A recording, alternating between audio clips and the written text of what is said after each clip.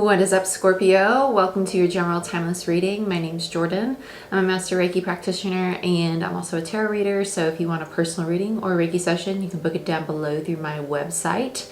Happy birthday, Scorpio. I wanted to make sure that you guys got your reading first this week because it is officially Scorpio season. So you guys know the drill. These are timeless. So whenever you see this is when it's most meant for you. These are also general. So take what resonates and leave the rest. Like, share, subscribe, give this video a thumbs up. It helps the channel grow. Check out Patreon if you want access to the monthly readings, energy shift readings, moon cycle readings, and weekly Patreon only videos. And check out Vimeo if you want access to those monthlies as well.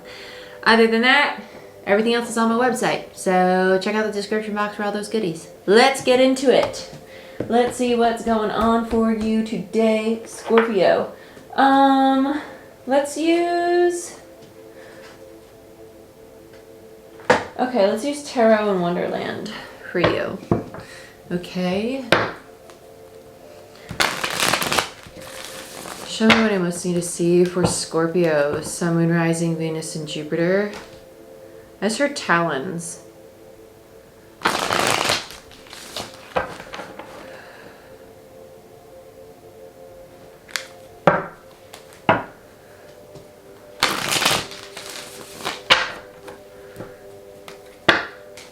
Scorpio does not want to, it's not, I don't want to say it's not that you don't want to play. I feel like you're very selective with who you want to spend your time with right now.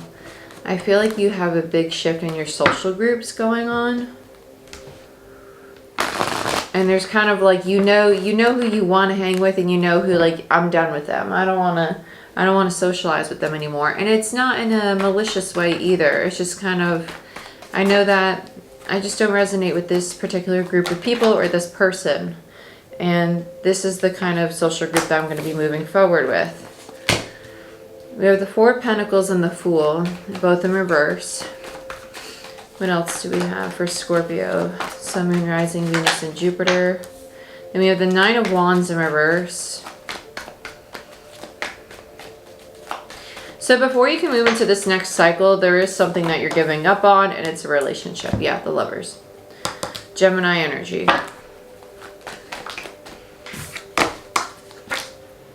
Six of Cups in reverse. Okay. Yeah, so it's a past connection. And then the Three of Wands. Because there's other opportunities that you need to make space for. So again, dirty water theory here. If you've been with me since the beginning, this is one of the very first things that I ever spoke about on my channel. Basically, we are all this bottle of water, right? We are a bottle. We can only hold so much water. If we are taken up with relationships or energy that no longer serves us, there's no room for the Fool, for new beginnings, for new opportunities, for new cycles, which is why we need to let go of things. We can no longer be attached to certain things. So right now you may be being challenged to let go of relationships, opportunities, jobs, things of that nature, soul tribes, because the Lovers it's not just relationships, it's also decisions, right? So there's a need to make a decision to no longer be attached to something of the past that is imbalanced, that is no longer emotionally stable, because cups also represent emotions. With the Three of Wands here, this speaks to something that is trying to come in for you, but currently cannot. Because the Nine of Wands and the Three of Wands means that there's a Six of Wands energy in reverse. The Nine of Wands is what you are giving up on, right? And it is the choice to let go of whatever it is that is no longer stable. Wanting to release that, right? I feel like you're very consciously making this choice. I feel like it's whoever's on the other end of this, which is what makes it feel like a relationship. Feels more so like a friendship than it does feel romantic. It feels like a friend. Needing to cut off that dynamic with somebody. And it's just kind of like, I'm done with this, but I want them to just release my energy as well. Because it's almost like, if you're playing tug of war with somebody, it's kind of like you've let go of the rope, but the rope is tied to your ankle. Another person's still pulling it. And you're kind of like, hey, can you let go so I can walk over this way? That'd be cool. Overall energy is the Four of Cups in reverse. So this is trying to open up your heart space. That's why I said there's no malicious intent here. There's no hard feeling. There's nothing sinister about it. It's just kind of hey, I'm just trying to evolve. I'm just trying to be a better version of myself, move forward. Somebody's really not wanting to let this go. or not aware that there's a need to let it go. Let's do,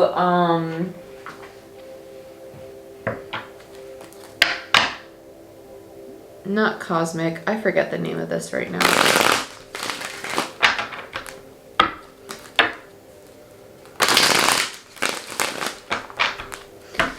Let's see what we got for Scorpio.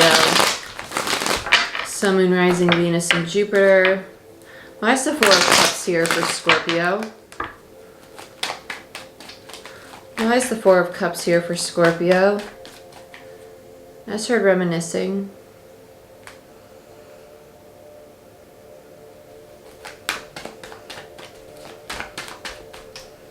Some of you have a black crown, by the way. Too much overthinking, too much, that's why reminiscing's here. Too much, okay, so when we spend too much time replaying scenarios or replaying, scenarios, situations, replaying things in our head over and over. The holistic psychologist on Instagram actually was just talking about this other day in one of her posts. So if you don't follow her, I'd recommend her 100%. She's really interesting and she's really helpful. She actually is a psychologist. Anyway. Reminiscing, when you spend so much time not in the present moment, when you spend a lot of time hovering over the past, rethinking the past, or replaying trauma or situations or arguments in the mind, you're actually replaying those emotions. You're re-experiencing it over and over, not only in the mental body, but the emotional body as well. So you're basically causing your nervous system to re-experience that over and over again voluntarily. Voluntarily, you're putting yourself through that over and over again. So reminiscing on those low vibrational experiences, because it doesn't feel like, ooh, positive reminiscing. It feels like almost like ruminating on like arguments or just something that just was not a fun experience. Tell me more about the Four of Cups. It's like trying to get over it, but trying to understand it. Yeah, Seven of Wands. This feels like arguments. It just feels like arguments. It's something that makes you want to fight. Makes you want to like, well, I should have said this. I should have said that. It's stopping you from moving forward. Again, though, it doesn't feel like there's any bad intention. Like, I feel like whoever this is, they made the conscious choice, like, not to fight, not to work from this energy, but in their headspace, they're still kind of thinking about it, still sitting in that, which isn't good for them. Let's look at the Four of Pentacles. Yeah, they need to release this fear of abandonment, this fear of rejection, because the Four of Cups is the energy of rejection, and then we have the Five of Pentacles, which is abandonment. So abandonment and rejection are coming up for this individual in regards to this relationship or this dynamic, and it's either they're fearing having to reject or abandon another person, or they're on the receiving end of that. So wherever you are in this dynamic, those aspects are at play. They're triggering something within the ego. And that's an aspect that has to be integrated, okay? And acknowledged. And just work through it. And that's okay because it's very normal. It's very, I know, easier said than done, but acknowledging it and working through it and witnessing your emotions rather than allowing your emotions to trigger a reaction and you reacting to them is much healthier, right? To witness them. Let's look at the Fool. Let's see what this new beginning is. The Tower in reverse. Yeah. The Hangman. Yeah, this is all about integrating the shadow. And then the Moon. You have three majors. The Hangman is quite literally the dark night of the soul. The dark night of the soul is complete with the Hangman in reverse. It's about the new perspective. You already know what this new perspective is. This individual already knows what to do, which is why they're not acting out of the argumentative part of their brain. That is that inner dialogue that's already going on. That's why it doesn't feel malicious. It doesn't feel like they're trying to fight, but inside their head they're kind of like, I should have said this, I should have said that. They don't want to fight. They don't want to fight, but they have all these feelings of abandonment and rejection going on. They need to now integrate and understand where those feelings are coming from and why they're feeling that way and what part of them is experiencing those emotions. Because it's a part of them that is rooted in the past that is being dubbed over the present situation. It's a part of them. It's not in particular this situation. It's rooted in something from long, long, long ago that is being repeated now in this current situation for them to heal. It's coming up again for a reason. Let's look at the Nine of Wands.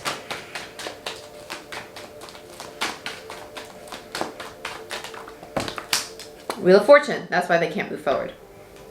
That's why they can't move. And that's what this rope to their ankle, the other thing on the other end is the past. It's kind of like, you can't move forward. You got to integrate more of your shadow. You can't go anywhere. Scorpio. Scorpio, you are indicative of death and rebirth and integration of the shadow. Like, you are known to be the shadow side, to be the shadow self. You're known for wisdom. You're known for going into the depths. And you're being challenged right now to do that. And that's an amazing thing. That's an amazing talent to have too, though. To be so gifted with that part of yourself that you could just look at, oh, there I am, all that. And darkness has such a negative connotation to it. But you have to remember that the pendulum swings both ways, right? It does. Just as much dark is just as much light. And it's a beautiful thing to love all of yourself completely. And there's your darkness, the devil, right? It's not to give up on that part of yourself, not to neglect it or to hate it or to think less of it, but to embody it, not to turn your back to it and say, well, it's not worthy of attention. It is very worthy of attention, because the ego is the devil. The ego is meant to protect you. The ego is meant to be understood so you can utilize it if and when need be in the proper way. It's just that when we're adults, we typically use it on autopilot, right? The ego rules your fears, your limiting beliefs, but is also the protector. It is the guard at the gate. It is there to be triggered when you're anticipating something that's going to cause fear, that is going to cause rejection or abandonment. It's the guard. It's like, oh, we're sensing fear. Let's not go there. Oh, we're sensing rejection. Let's not go there. It's your guard. But instead of allowing it to be on autopilot, the more you get to know it, the more you control it and choose when to go on guard. So that's why it's important to integrate it and to understand why these feelings come up. So you can say, okay, is it valid for me right now to be on guard? Or can I let down my guard and move into this new cycle without the fear of rejection or abandonment, or being the one to reject or abandon somebody because I want to run from the situation? So let's look at the Lovers.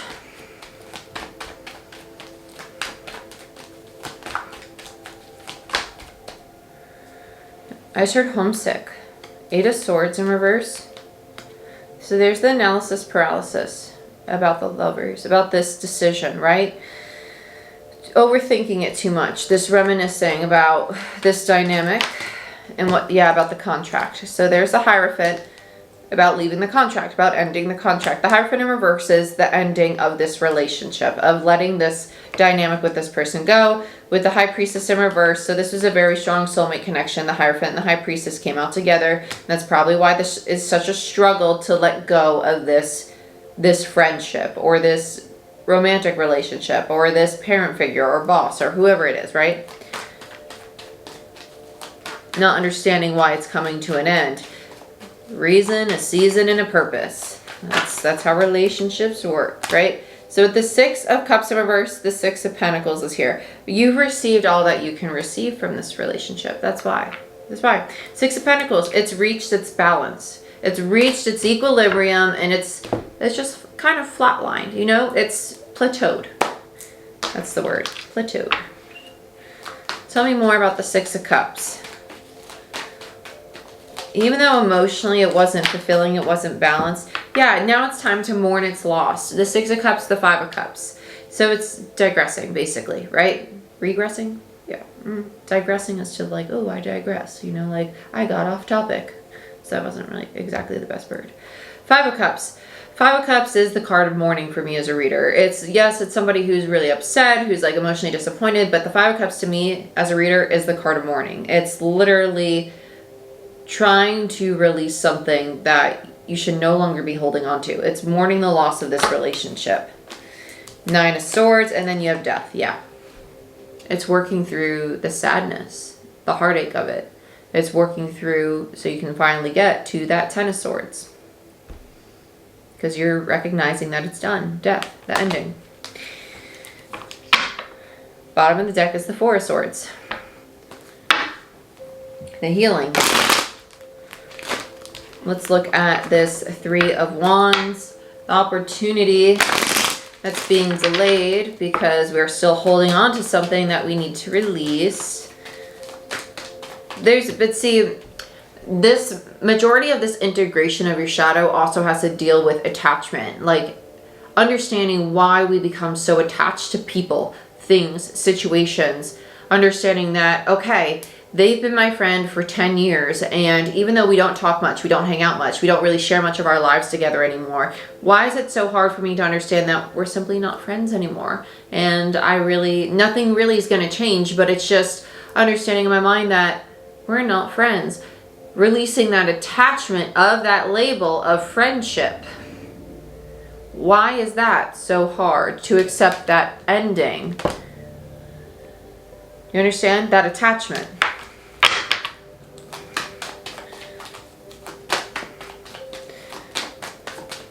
Because now you're really going through the mourning of releasing their energy. You're making space for the new. Three of Wands. Then you have the Queen of Wands, the Three of Pentacles, and the Four of Cups. So then you go into this working on rebuilding a foundation of self, of reclaiming your personal power, of manifesting this confidence for yourself, this new reality for yourself. Because the Three of Pentacles is also learning to lean on other people, but it's also rebuilding foundations. The Four of Cups is opening up the heart space. I really like this because you're recognizing that, okay, I'm going to be all right. I'm going to be all right. There's new opportunities coming. I don't have to close off my heart space. I don't have to isolate myself. Bottom of the deck, you have the Four of Wands. I can have a stable foundation again. And when you have this realization, that's when you're going to move forward on your path. The Chariot, and then you have the Three of Wands, right? There's your opportunity. It's challenging you to release attachment to these connections, these people, these soul tribes, relationships, to understand that attachment, abandonment, rejection, all of these aspects of your shadow still have some integration to be done, right? And in turn, it's going to actually help you ascend into a more confident, powerful version of your feminine energy, where you can manifest a Three and a Four of Wands, which in between has an Ace of Wands energy, which is a brand new cycle, which aligns you with your path, the Chariot, right? Which is also a very victorious path, which is a soul path, because it's a major arcana as well. Very, very nice. Scorpio, this is what I have for you. Holy reading. Amazing. But I hope you guys enjoyed this. Please like, share, subscribe. If you want a personal reading or Reiki session, go ahead, book it down below through my website. And I love you, and I'll see you next time. Bye-bye.